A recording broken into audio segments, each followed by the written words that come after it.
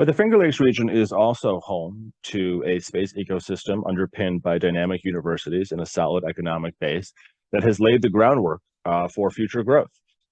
Highlight numbers: tracked space and aerospace employment over 5,256. Significant percentage of this is L3Harris, a well-known space and defense contractor for NASA and the US government. The regional economic footprint also includes a licensed space tourist agency, which is unusual. That's a unique asset. There's also a decent aerospace manufacturing footprint here. All three categories that Empire Space tracks in our census are represented. Space and defense, just under half. Most of that is L3Harris. Aerospace sector is the second largest component.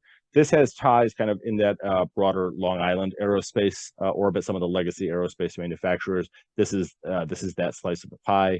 Core space is smallest, but is quite diverse. Multiple major local universities have extensive space-related portfolios. They provide the centerpiece for the local ecosystem. 7 institutions offering, it's actually just under 40 unique programs, including 15 related degree programs, 20 student groups with over 1,200 members. Every member of the Assembly and Senate from the Finger Lakes region represents at least one space sector asset, but the concentration in certain districts is obvious.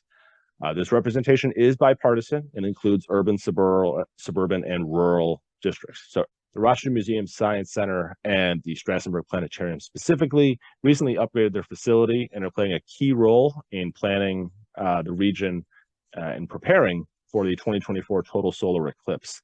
Explorers at the Final Frontier who have ties to the Finger Lakes region, even if they weren't born here. Many of these connections come via the region's outstanding education network. Finger Lakes region is poised for growth.